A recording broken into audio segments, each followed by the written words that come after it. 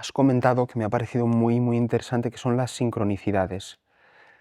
Y has puesto el ejemplo del ciervo. A mí me pasó algo exactamente igual. Yo tengo muchas sincronicidades, Laureano, y lo observo. La última que yo recuerdo así bestia fue en Medellín, con alguien que yo me aprecio. Estábamos ahí, es un hombre de mucho éxito, y estábamos ahí hablando, conversando.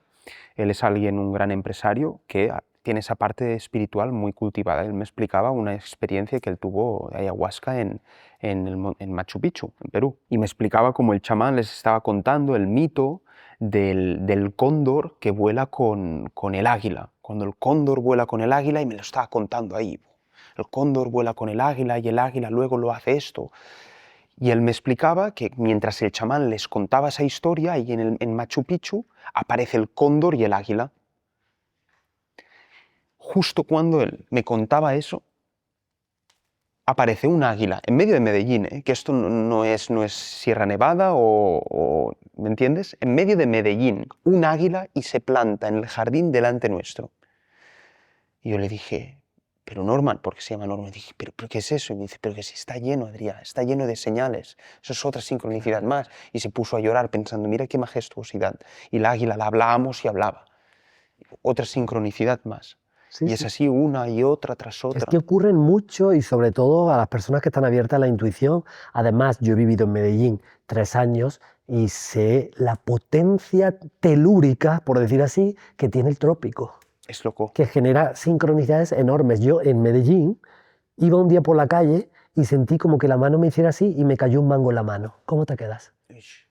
Sí, sí, es que me lo creo ¡Plah! perfectamente. Ahí me cayó y luego me lo comí, claro, pero entonces yo allí fue donde tuve que dar mi brazo a torcer, porque yo era el tío más escéptico del mundo.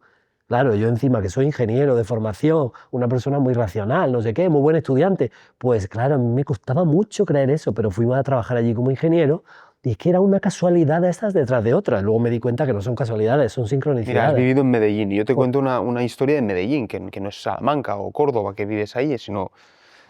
Pero lo que quería comentar con eso es, claro, tú has dicho, yo pienso en un ciervo y el ciervo entra. ¿Tú crees que el subconsciente tiene esa capacidad de ver más allá de, o hacer una premonición de lo que ocurrirá en el futuro, una capacidad de visión? yo creo que el inconsciente puede premonizar, pero creo que en el caso de las sincronicidades es distinto. No es tanto una premonición como una unificación de consciente e inconsciente. Es como que nosotros tendemos a verlo todo en polos opuestos separados, porque para que la conciencia exista tiene que haber 2 polos. Entonces separamos, nos encanta separar las cosas en 2 o más, pero en 2 nos encanta, ¿eh? No hay nada más que mirar a la calle y saber todo lo que está separado. Y las sincronicidades son muestras de que todo está tejido y unido, en lo que Jung llamó el unus mundus, el mundo unificado. Es decir, que es como si de pronto, ¡pum!, consciente e inconsciente se unieran. Entonces pareciera que, digamos que si ese ciervo aparece aquí ahora, es como si su psique inconsciente, porque los animales viven en el inconsciente, no tienen conciencia, viven en el mar ese compartido. Parece como que él, desde ese mar, algo le hubiera traído hasta aquí. Y a nosotros lo hemos podido unir con nuestra conciencia, como te pasó a ti con el águila. Es como si el águila hubiera captado una información del inconsciente vuestro en esa conversación y esa energía la ha, de alguna forma, llamado a sus instintos. Esto no lo podemos demostrar desde la razón, yo lo sé, pero es que, como lo he visto tantas veces, ¿sabes? Pues además, mira, ¿sabes dónde ocurre muchísimo? Cuando trabajas el primer escalón del inconsciente colectivo, que son los ancestros. Yo trabajo, por ejemplo, con una psicóloga clínica de orientación transpersonal, Marley Quenner, que es maravillosa, y tenemos un módulo en su trabajo de ella que es el trabajo con los ancestros, lo que se llama el genograma. Y es increíble las casualidades que ocurren cuando se trabaja con bisabuelos, abuelos, no sé qué. No solo que reverberamos su historia una y otra vez, sino, por ejemplo, el otro día nos ha pasado que teníamos un grupo de 18 personas, de toda España y algunos extranjeros, ¿eh? Porque es un trabajo artesano, muy quirúrgico. Y te puedes creer que los ancestros de 2 de ellos que ellos no viven ahora en Cádiz, sino que una creo que vive en el norte, en Santander, porque sus padres viven allí, y el otro chico, no me acuerdo dónde vivía, pero creo que en Madrid. Pues los ancestros eran del mismo pueblo de Cádiz de 3.000 personas. Que dices, tío, o sea, ¿qué posibilidades hay de eso? Y es que hay de sincronicidades así. Yo siempre cuento una que es súper impresionante. Resulta que Anthony Hopkins, cuando fue a grabar La chica de Petrovka, una película que estaba basada en una novela rusa, quería leer el libro para documentarse, ¿no? Y entonces fue a buscarlo por las bibliotecas de Londres y no lo encontró. Entonces volvió a su casa sin el libro y llega al metro de Londres, se sienta en el asiento, típico asiento estos de terciopelo, imagino que serían del metro de Londres, y se encuentra en el sillón un libro, le da la vuelta y era La chica de Petrovka. No contento con eso, pasan los meses, se lo lee y empieza el rodaje, y entonces el autor de La chica de Petrovka pulula por allí para ver cómo se está haciendo y tal. Y el libro era del autor, una de las primeras ediciones, que se lo había regalado a un amigo suyo que la había perdido pues se lo había olvidado en el metro.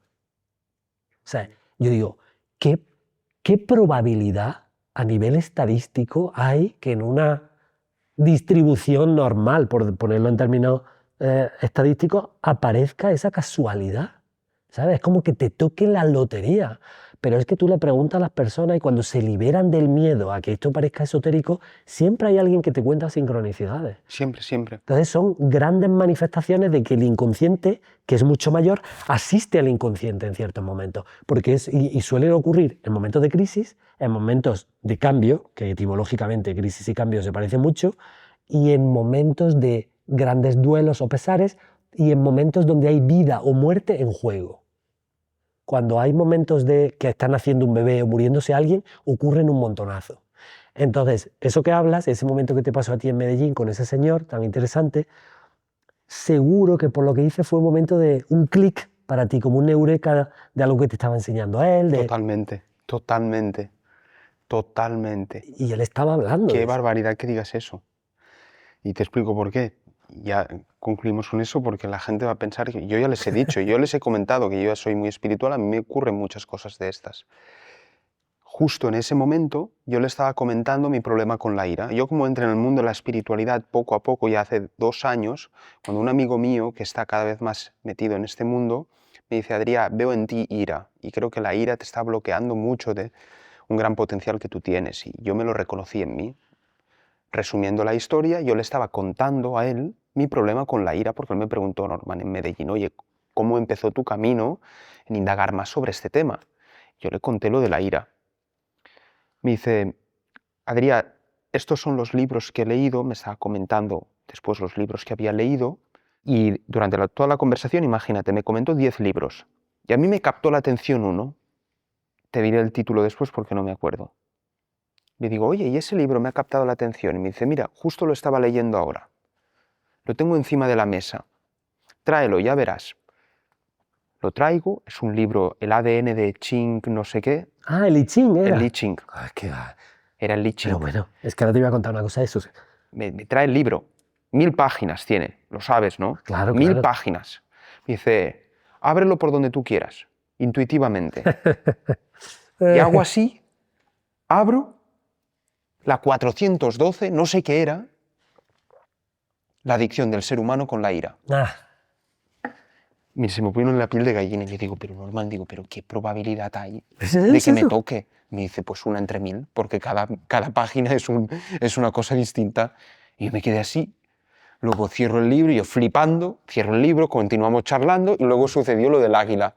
Y yo me fui de ahí loco. Yo dije, ¿pero qué está ocurriendo? Esto es un videojuego. Claro, además fíjate qué interesante. Bueno, es que esto da, ya aquí se abren como ramificaciones que no sé por dónde tirar, de lo interesante que me parece todo.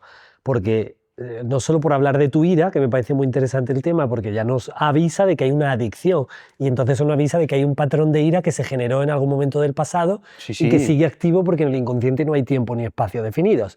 Pero si quieres, ahora volvemos a eso. Vamos al tema del libro. Resulta que hablas de un libro maravilloso, que es el I Ching, que se llama en chino el libro de los cambios. Mira, Entonces, ese libro muy estudiado por Jung, ¿sabes? tiene una serie de dibujos que se forman con palitos y entonces también lo hay en forma de baraja de cartas y no sé qué. Entonces, dependiendo del dibujo, los chinos leían lo que pasaba. Por una cosa que cuando yo la leí me fascinó, y es que es la siguiente. Los occidentales estamos muy interesados en lo que ocurre de forma repetitiva, que es lo que llamaríamos estadística, por decir así. La ciencia de lo común.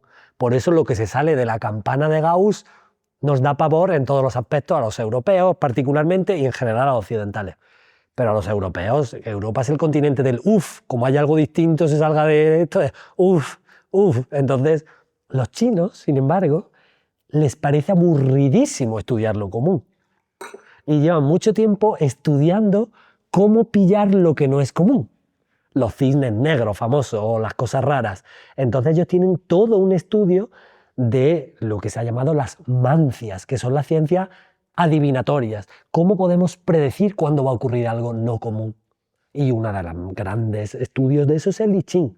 Entonces, donde nosotros estamos interesados por la estadística, los orientales están interesados por Las divergencias, ¿no? por las divergencias y lo, entre comillas, podríamos decir, adivinatorio. Entonces a ellos el tema de las sincronicidades les encanta y han aprendido cómo producir sincronicidades, por ejemplo con ese libro.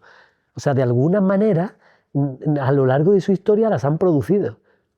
Entonces, fíjate qué interesante.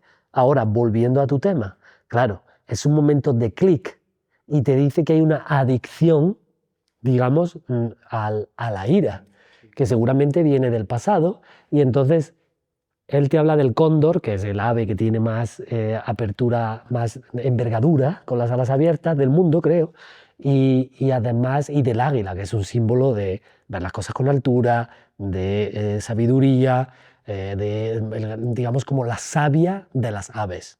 Entonces, claro, es como que lo que parecían querer que vieras era que vieras desde arriba, Sí. que la ira, porque el águila para muchos es cruel y Claro, parece si que te tiene ira. posee.